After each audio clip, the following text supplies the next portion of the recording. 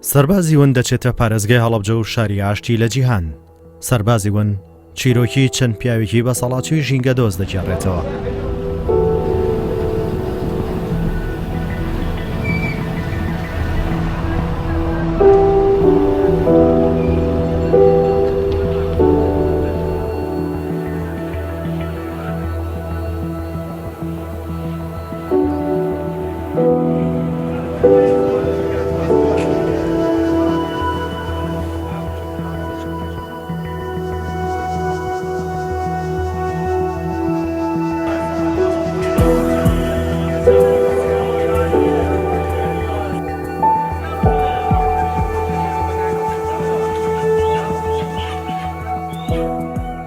ئەوان بوونەتە پارێزەری ژینگەی ئەو شارەی کە 5,000 هاونیشتیمانی و مرۆڤی بێتاوانی تێدا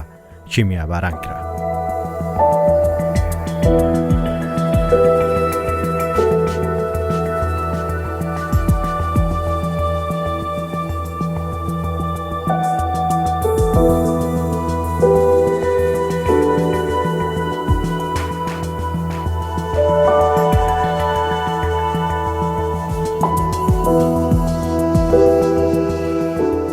ئێرە هەڵەبجەی شەهیدە.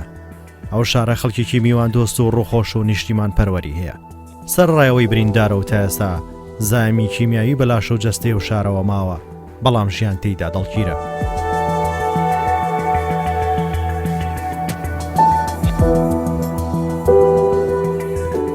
سەربازی ون باس لە چەند کرێکارێکی کۆن و بەسەڵاتی ژینگە دۆست دەکات. سەرەتاش بە چیرۆکێکێک لەو پیاوانە دەست پێ دەکەین کە ماوەی زیاتر لە 13 ساڵە خزمەت دەکات. ئەو خاوەنی 4 منداڵە و لە خانوە خنجیلانەکەی گرنگی بە ژینگە و سەوزای و سروشتی ماڵەکەی داوە. پاک و خاوێن و دڵگیرە. هەموو ڕۆژ 8 کاتژمێر کار دەکات.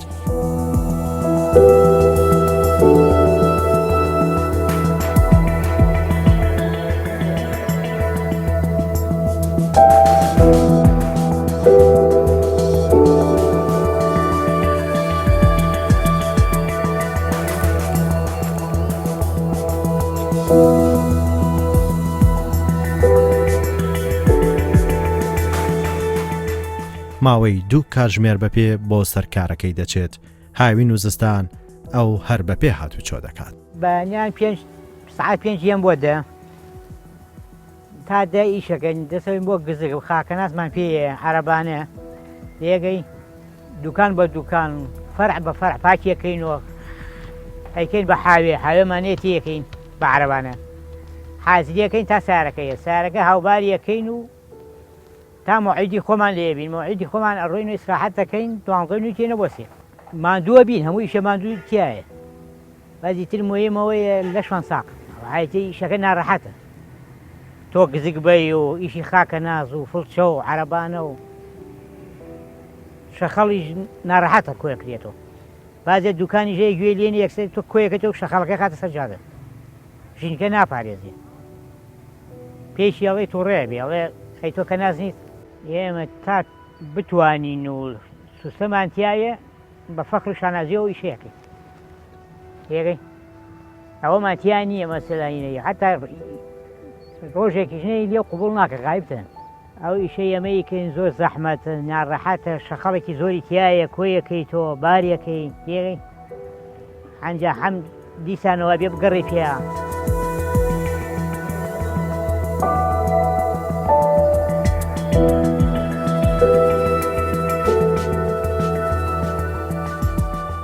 ئەگە هاتە دوکاندارەکان تووڕێنەوە ناوە شەخەڵەکە کۆی ناکەنەوە یارمەتیمان نادەن وەکو کرێکان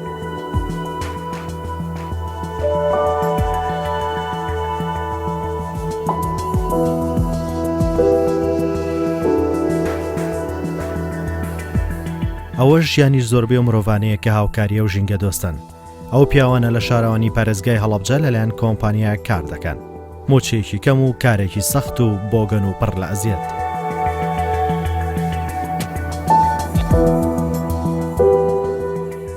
لە ماوەی 15 ساڵەکەیشم کردووە ئەو ناڕەحەتیەی ئەوەیە کە ئێمە شەخەڵەکە پاکەکەینەوە هەم تێ پڕێکەنەوە نایکەنە حاوێ سەد وەڵام مادووبوونەکەی ئەوەیە وەهاوینا گەرمە وەزستانیشە سازە ناڕەحەتە بەفرە بارێ بارانە بارێ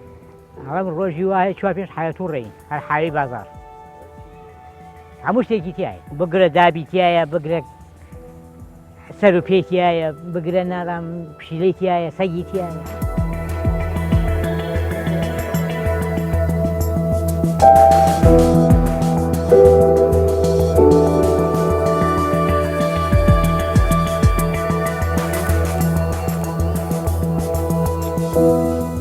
هەمویان تەمەنێکی ژیانیان گوزەر کردووە بەختی یاوەری ژیانی ئەوان وەها بووە کە کارەکان ئیشی ژینگە پارێزی بووە بۆیە بەڕێی من ئەوانەی کە ئەو کارە ئەکەن ئەتوانم بڵێم لە هەڕەمی لوتکەی هەڕەمی ژیانەدایان بنین چکە بەڕاستی بەبێ ئەوان ئێمە ناتوانین هەوایەکی پاک هەڵمژین ئەگەر بێت و ئەمانە بەیانیان سعات بیان بینیت بەیانیان سعات 6 بەیانی یاخود 5 بەیانی ئەمان لە ماڵێنە دەرەوە بەسەر شەقامەکانە ئەو خۆڵانەی کە هەمومان ڕۆمان کردوێتە بەردەم ماڵەکانی خۆمان ئەمانە کۆیەکەنەوە جگە لەوەش ئەمانە قۆڵیان هەڵ ئەماڵن و ئەو ئاوەڕوانی کە گیراون پاکیان ئەکەنەوە بۆیە گرنگە ئێمە هەموو بە باوکو و کەسوکاری خۆمانیان بزانین لەبەرەوە بەڕاستی وەکو پێم ینی وەکو باسم کرد من زۆر قەناعەتم بەوە هەیە کە ژینگە پارێزان ئەبێت لە لووتکەی هەڕەمی ئیدارەیە دایان بنێ ئەوانە نزیکترین دۆستیان بریتین لە خاکەناز و گسک و عارەبانەیە دەستەکانیان بەشێکیشیان ماتۆرسیلەکانیان دەست و پێیانە کاگارامگیان سعات 5:30 دا مزگی پاشایەنە وەردە و مزگی پاشایەنە چاکە مدردی ئیمێج من پێیاگەی خاسە برایەکەم دەی دەستاوەش بوو ساعت 5 بێ پێلا مزگی پاشای 5:30 لۆتێ پێیاگەیە و دومە ئیسە لۆتێ پێیانە ئیسراحەت کرد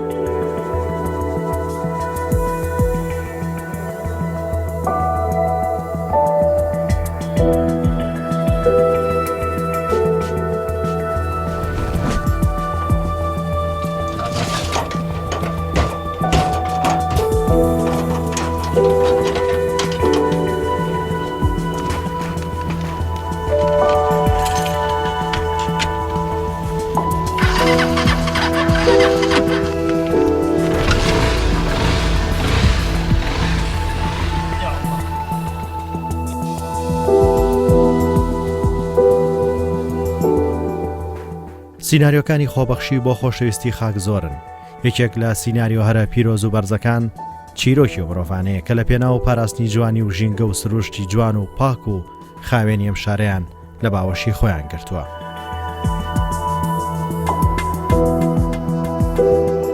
ئێمە کە کاتی یین بۆ بازار تقریبا تۆ بڵێ 2 ساعت بەڕێوەین ساعت و نییە 2 ساعت یینە بازار یینە سەری شەرێکی مەحەلی خۆی زانی کوێیە پاگیرە دەسەوین بۆ گرتکو خاکەناز ئیشەکەین شەخەڵ کۆوەکەینەوە تێری نییە ناو حاوێکە تێگەی ئەنجا هەمتر دووبارە پاکیەکەینەوە بە سەرما بە گەرما ئەوە 15 ساڵە من خەریکە ئەویشەم بەبێ وەستان مەسەلە تۆ بەردوکانەکەی پاک ناکەیتەوە ئەڵێ کاکە ئەو شەخەڵە کەرەوە سەتەڵاوە نایکەم ئارەوەڵا بە دوکاندارەوە بە کرێکارەوە هەمووی ئەبێ هاوکاریەکرێت نایشەکە ناڕۆ کۆڵانەکان تایەتی بازار پڕە تێغی ڕۆژانە هەموو ڕۆژیا بێ بەلای کەمە 10-15 کەپزیش بکە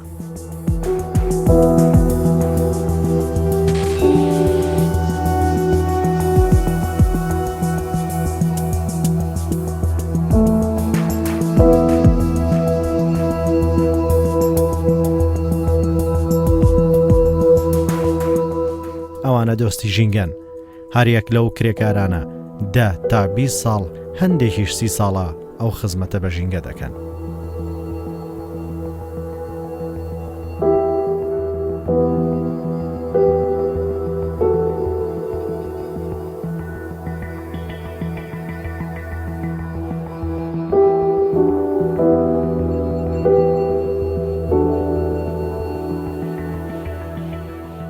خۆبەخشیان لە پێناو پاراستنی ڕۆح و دڵی ژینگە و ژێرخاک و خۆڵی ئەم شارەیە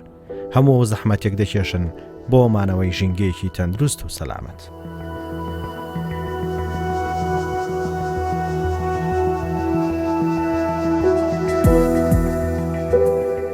ئەگەر ئێمە سێری ئیش و کاری ڕۆژانەیان بکەین ئەوان ڕۆژانە کاتەکەیەنە سەر شەقامەکان لە هەموو شار و شارۆچکەیەکی کوردستان نەک تەنها لە هەڵەبجا پاژماوە خۆڵ و خاشاکی بە هەزارەهان هاوڵاتی کۆ ئەکەنەوە و ئەیبەن فڕێن بەو تەمەنە ماندووبوونی خۆیانەوە بەو دەستە بە دەست و هێز و بازویان کە بە قۆڵانەکانە ئەگەڕێن ئەوانە جگەلەوە ئیشی ئاوەڕۆژەکەن ئەوانە زێرابی ماڵان پاکەنەوە کاتێکە زێرابەکانیان ئەگیرێن بە هەوڵ و توانای خۆیان ئەتوانن ژینگەکەی ئێمە پاکەنەوە بەڵام بەڕاستەوە ئەگەر ئەوان نەبن ئەتوانم بڵێم گەورەترین کاریسەی پیسبوونی ژینگە ڕوئات لە هەر شوێنەکە بێت.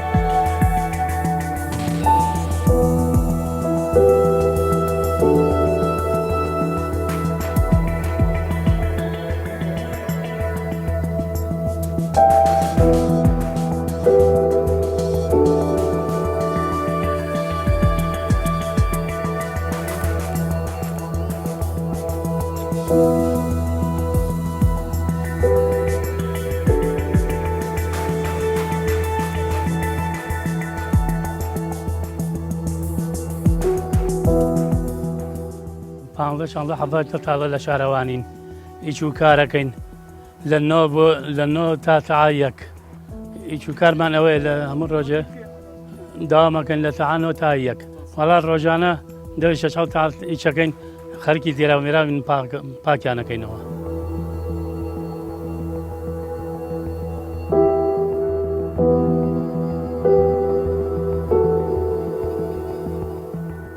سی ساڵ لە شارەوانیم پێشەکی پاکەوان بووم درا بە کۆمپانیا ئیسە لە بەشی سیانم بە شەوە ڕۆژێمە جای وایە دەی شەو تەلەفۆن بۆکەن ئێمە ئامادەین تا یەکی دوو شەو لە بازارین لافاوی حەچی بێ ئێمە ئامادەین بەخوا جای وا چوومەتە ناو زێرا پێسەگای تیا و دەم هێناوەی جای وا بووە چوومەتە ناو زێرا تا ئاوێم نائەوە بووی یعنی بەبێ مادوو خزمەتی شارەکەی خۆمەکەم پێم خۆشە هەموو زەحمەتێکمان کێشاوە لەم بەشە ئەم بەشە تۆزێ پشی پۆخڵێ ئەچیتە ناو زێرا بۆ چیتە ناو گونجەوە جاری وایە شەو تەلەفۆن بۆکەن 10 شەو 11 شەو کاکە گونجە گیراوەشە بڕۆیت ئێمە ئامادەین خوا لەگەڵم دیرا خۆیت هەموو شەوێ جاری وا بوو لافا دەرچووین هەتا 1 و 2 شەو لە بازارە بووینێ خۆمان لەگەڵ سەرۆکی شارەوانیە.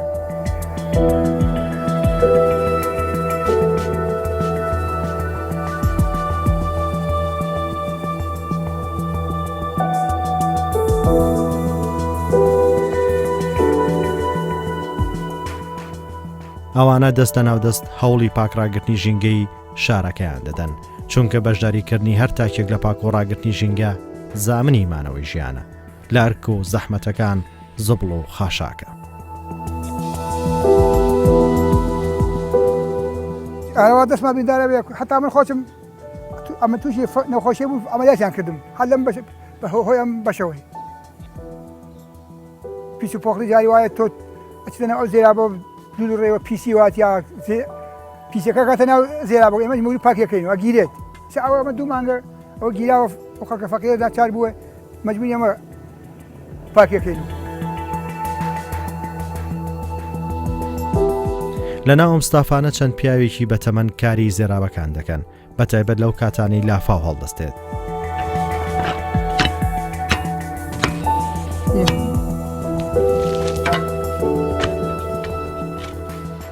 وڵی بەس دوان زەمان ئیشی هەیە ئێمە ئەمی بەشە ئەمە ئیشی هەیە زێراوی ئەگیرێت چێتەوە ئەم قەی ببریت ئەم قیلە بیبریت و کاکە ئەم قیلە مەکینە ئەوێ و هەموو شتێکی ئەوێ کەرەستە ئەوێ و جای وای گەرمایە بەخوا بە ڕەمەزانان بە زوانی ڕۆژوە ئێمە ئیشمان کردو.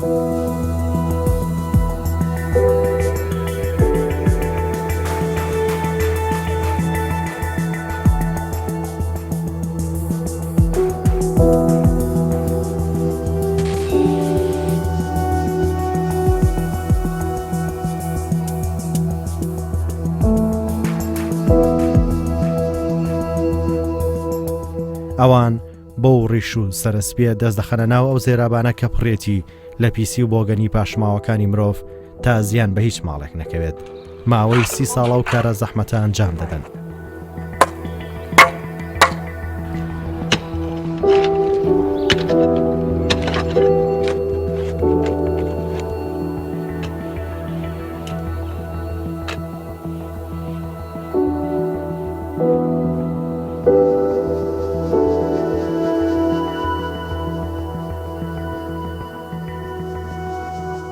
دوای هەستکردن بە بەرپرسیارەتی بەرامبەر بە پاک و خاوێنی ژینگە و بوونی مەترسی لەسەر پیسبوونی ژینگە و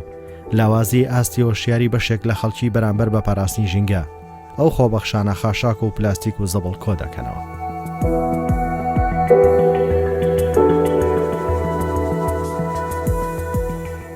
کۆمەڵێک پیاوی بەتەمەن لێرە ژینگە دۆست کە ئێمە بێ پێیان بڵێن ژینگە دۆست لە پارێزگای هەڵەبجە خزمەتی شارەکەمانەکەن پێویستە لەسەر ئێمە هەمومان ڕێزیان لێ بگرین. ڕاستە ئەوان ژینگە دۆستن، ئێمەش ئەبێت هاوکاریان بین، پشتیوانیان بین لەوەی کە کار ئاسانیان بۆ بکەین، ئەو ئەرکەی کە لەسەر شانیانە کەمتری بکەینەوە. ئەوان ڕۆژتا ئێوارە خەریکن گستیان بەدەستەوەی بە دڵسۆزی ئەم شارە پاکەکەنەوە، بۆیە ضرورە ئێمەش هاوکاریان بین و پشتیوانیان بین، هەم بەوەی کە بۆ نمونە تۆ شتێکە خۆت شتەکەی خۆت بخەیتە ناو سەلای خۆڵەوە کە لە هەموو شوێنێک سەلای خۆڵدانراوە بگەڕی بە دوای شوێنێکە خاشاکەکەی تێ بکەیت، نەوەک ئەوەی کە فڕێ بدێتە سەر شەقام و ئەوانە چونکە ئەو پیاوە بەتەمەنانە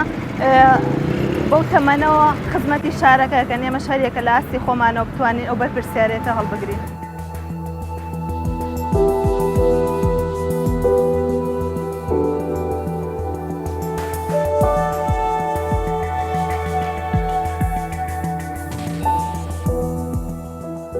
ئەوان کە ئیش و کارەکەی ئەوان لە ناو خۆڵ و خاشاکە و لە ناو زەبڵی ماڵانن، یا زۆر جار کە ئەچین بۆ ئەو شوێنێک کە خۆڵ و خاشاکەی لێفڕێن، ئەوانەش هەر ئەو کرێکارانە لەسەر سارەی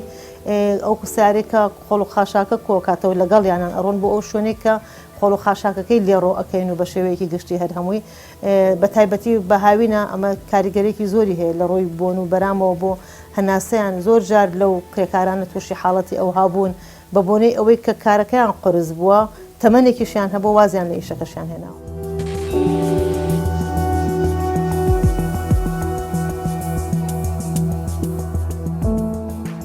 ڕۆژانە چەنەها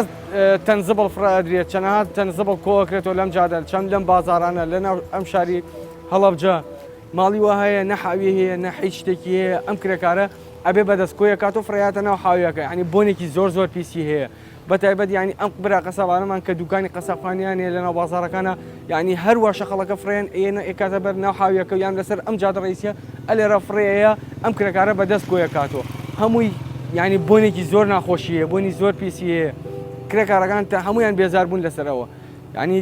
تەنانەت دەسە بڕستی حاویەکان کە هەموو حاویەکان بۆنیان گرتووە.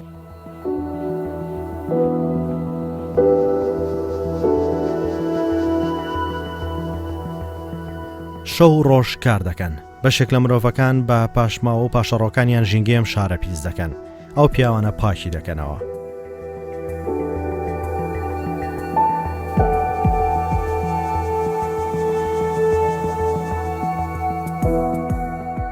ئیشەکەیان زۆرە، ئەجا خەڵکیشی جاوکاریان ناکات.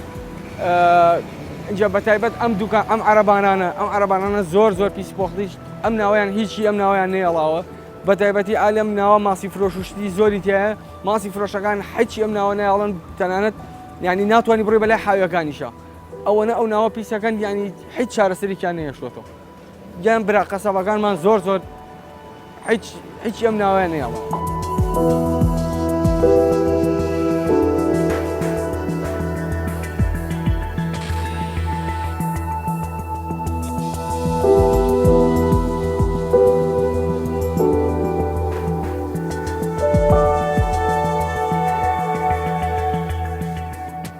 وڵای دڵسۆزیان زۆرە بۆ ئەو وڵاتە و بۆ ئەو پارەکەمەش بۆ پارەکەمەی کە ئەمان ئەم ئیشەکەن دڵسۆزیەکی زۆریان هەیە. یعنی بگرە ئەمان لە سعات حەودیان حتا سعات 11 نیوەڕۆ بە گسکێک و خاکەناز و عەربانەگرن بەدەستیانەوە، ینی ئەم جادە هەمووی بە کاملی پاکیەکەنەوە. دوای 5 دقە یەکێت فلتەرەجگەرەکەی ئەوە فڕێاتە بە شوێنیان. یعنی ئەمان دڵسۆزیەکی زۆریانی ئەم جادە بە مستەمڕی ئەڕوا پاکیەکاتەوە، ینی بەبێ دانیشتن، بەبێ ئیسراحەت، بەبێت ئەوەی بڵێ کە من مانوو ئەبم، ینی هیچ هینێک نەماوە کە بڵێ ئەمانە دڵسۆزی، ینی تەواو ئەمانە دڵسۆزی خۆیان ئین کردو دووپات کردو بۆ ئەم ئیشیان.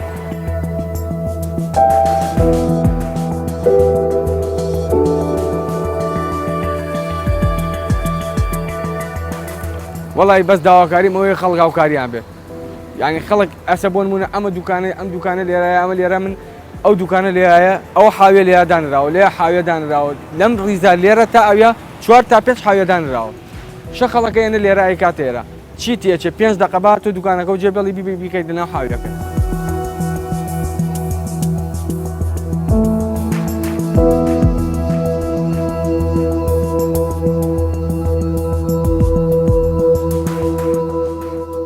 بەڕاستی بەشی ژینگە پارێزەکان بەشی خزمەت گوزاری ئەتوانم بڵێم گەورەترین بەشن لە شارەوانیە. یعنی ئەگەر شارەوانی بکەین بە دوو بەشەوە ئەوان بەشێکی سەرەکی ئیشەکانمان پێگەێنن دەستی مانگ و ماندووبوونیان نەگوشم هیوای تەمەندرێژی و تەندروست باشیان بۆ ئەخوازم ئێمەش وەکو خۆمان چیمان پێ بکرێ پشگیری و هاوکاریانین ئەگەر ئێستا قەیرانی داراییە ساڵان کاتێکە قەیرانی دارایی نەبوو لەو ڕۆژانەیە کە هەموو چین و تۆژێک ڕۆژێکی هەیە بۆ نمونە ئەوانی ڕۆژی جیهانی کرێکارانیان هەبوو لەو ڕۆژانە مەراسیممان بۆ ئەکردن خەڵاتمان ئەیانەیە میوانداریمان ئەکردن بە نیوەڕۆخوانێک بەداخەوە ئێستا ئەوە نەماوە دەستمان دووبوونیان نەگوشتم و هیوادارم هەمیشە تەندروست باش بوون.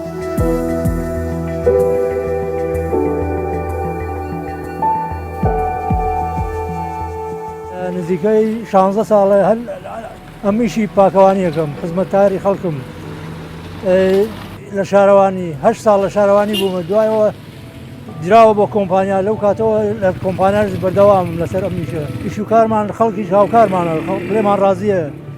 بەیانیان سەعات پێنجین بۆ سەعات دەڕۆین و دوانیوەڕۆی سەعات یەکگەین بۆ سەعات سێ وڵاتر مانوو دەبین هیچیش بەبێ ماندووبوون ناکرێ هەموویشە زەحمەتی هەیە هیچ بێ مانووبوون ناکرێت لە پێشا گسکی ئەدەین و دوایی زڵەکە کەینە ناو حاویە و اینجا سەیارەکەیە باری یەکەین لەگەڵیا و دوایی کە بارمان کرد و کۆتایی هاترە ڕۆینەوە بۆ ماڵە زستان تۆزێ بۆ ئێمە ناڕەحەتە باران بێ بەفر بێ هەرە بێ بێنیشی خۆمان بکرێت.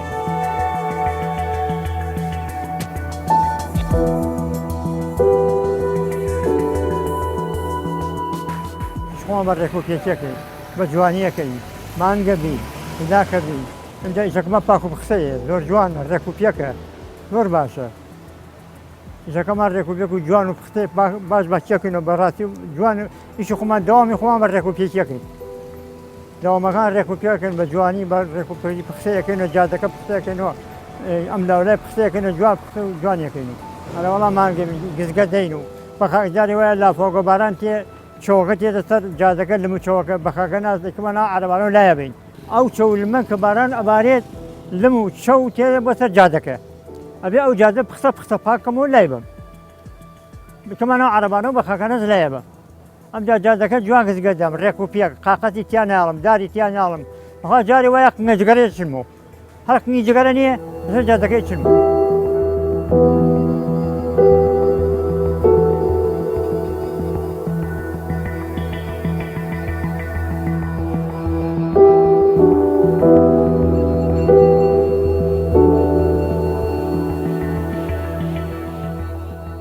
بەدەست کون بە کونیم شارە خاوێن دەکەنەوە ئامانجیان جگە لە بژێوی ژیانیان پاراستنی ژینگەیە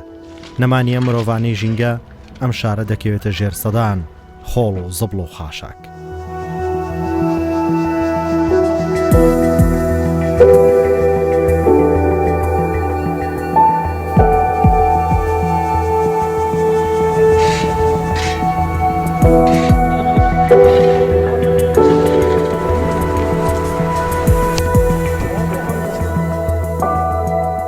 ماندوێتی دونیەتی زەحمەتی و مەترسی و پیسی کارەکە ئەوان سارد ناکاتەوە بەردەوامن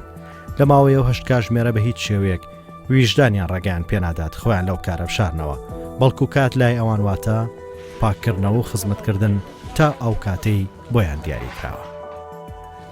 وەڵای ئێمە بۆ 15 ساڵە بێ لە شارەوانی کۆمپانیای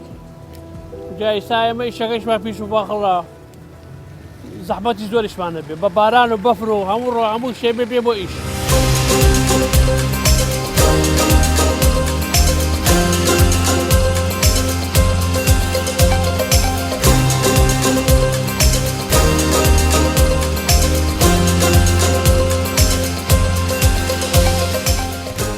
سپاس بۆ بەرنامەی سەربازی ون دیاری ئەم بەرنمەیە بۆ ژینکە پارێزانی هەڵەبجە لە کەناڵی کوردستان 24 بۆ ئەو ژینگە پارێزانەی کە لەسەر دەستی ئەوان ئێمە هەمیشە ژینگەکەمان خاوێنە دەستی ماندووبوونیان ئەگوشین ئیوای تەمەندرێژی و تەندروست باسییان بۆ ئەخوازیین سپاس بۆ ئەم کەناڵە جوانش کە ئەمڕۆ هەستان بەم دیارە بە نرخە ئێمەیان بەسەر کردەوە پیرۆزە.